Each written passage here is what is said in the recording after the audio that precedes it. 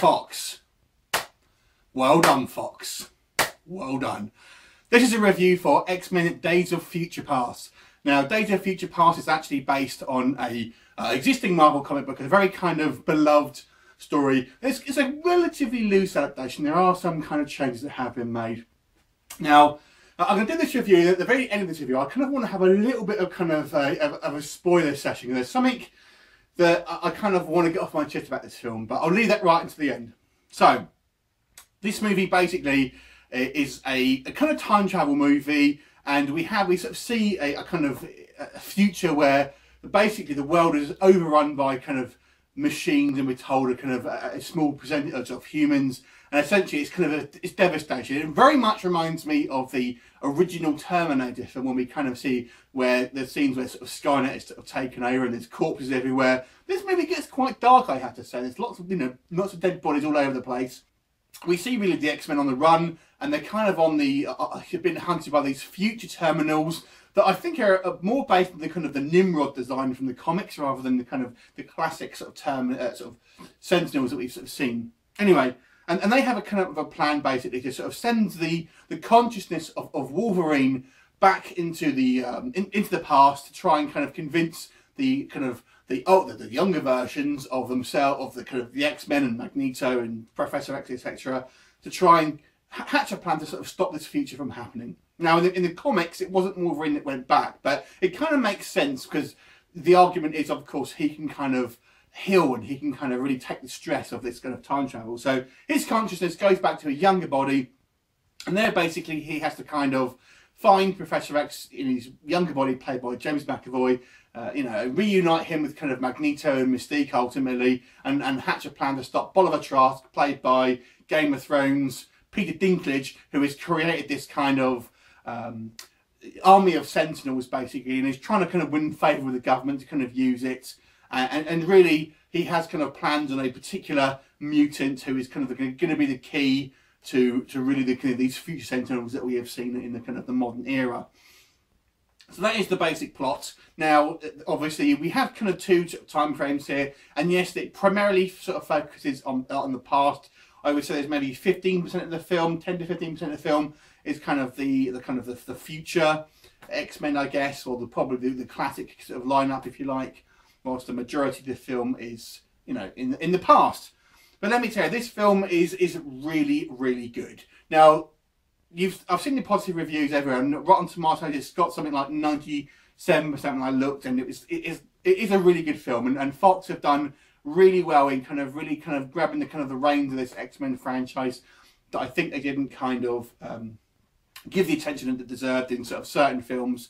And yes, it does right certain wrongs that have been done to this franchise without kind of giving it too much into spoilers, and it is very, very fanboy friendly. That's all I'll say in regards to this part. It's very, very fanboy friendly, and I think fanboys and fangirls who are kind of very dear to this franchise are going to really love certain aspects that have been kind of kept under wraps.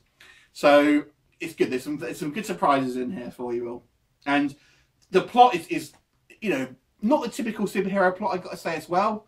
So it kind of makes for an interesting kind of a viewing experience. And there's certain things, even for myself, who is kind of familiar with a lot of this stuff, like, oh wow, what's going to happen there? This really does seem like a kind of a situation where I actually don't know where it's going to go. So the kind of the excitement to actually watching it is fantastic. And all of the cast are great here. And obviously Jennifer Lawrence, the star, has risen. So the kind of story is reflective of that. And one of the sort of criticisms that I've seen kind of before this sort of film came out is, oh, it's the Wolverine show. And I would say it isn't. It kind of, before you kind of watch this film, I think you'd probably be forgiven for thinking it's another film where it's really just a Wolverine film. And I don't think it is. And I think this is a good, ensemble piece where it really is kind of a, the whole cast is kind of pretty much equal in regards to their sort of importance. If I had to say it's anyone's film, it's really kind of a Professor X and Mystique's movie. I would say they're kind of, once kind of Wolverine goes back and kind of gets the ball rolling, they're the kind of the sort of central players. And then I'd say it's probably Magneto and Wolverine, But it's a fantastic sort of ensemble piece, and you really do see, a kind of team ethic here. Now, in the sections in the kind of the future, they're pretty much just fighting scenes, and the action scenes are very well done. I gotta say, sometimes the CGI was a little bit cartoony here and there. I mean, that's kind of being a little bit picky, but you know, okay. So this is a really expensive movie. I think it's one of them, if not the most expensive movie ever made, apparently. But there was a couple of instances where I thought the CGI was just a little bit cartoony. Now, if I had to have a kind of criticism of this film, apart from that, I think in the middle it kind of slows down just a little bit, to be honest. And it kind of just goes a little bit too slow. But to be honest, again, these are kind of relatively minor criticisms. I guess a small nitpicky issue may be that when we see these future shots, we don't really know exactly how far in the future that is. But when we look at, obviously, the cast members and the characters like Iceman, he really doesn't look all that much older from kind of the last time that we've sort of seen him in kind of, you know, in X-Men The Last Stand, things like that. So, you know, I would have kind of liked them to maybe age up some of the kind of the characters a little bit more. We see sort of Wolverine's kind of sort of grey hair, but pretty much like, you know, your other characters, Storm, Colossus, Iceman, just kind of look the same, really. And that I think they should have aged them up a little bit more. By the way, Quicksilver, who has got a lot of crap before this movie came out for looking lame, is very, very good in the movie, and is actually, if anything, is underused a little bit. But, you know, I think people who was kind of maybe thought he looked a bit crap, once you actually see the character, you know, in motion and kind of doing what he does, is fantastic. There's a nice little Easter egg in the last scene when we see him as well. But it's a great movie, and it's really a very well thought out film. And you can really see the effort. So I think any people who have kind of dismiss sort of Fox as a sort of a company who doesn't care about the kind of the Marvel franchises, this is a good step in the right direction. It's interesting to see where they'll go with Fantastic Four after this. I think that may be a step back, but we'll have to see. There is an end credits scene, and it does relate to a future X-Men film that's coming out. Obviously, if you know about that, you're going to know what I'm talking about.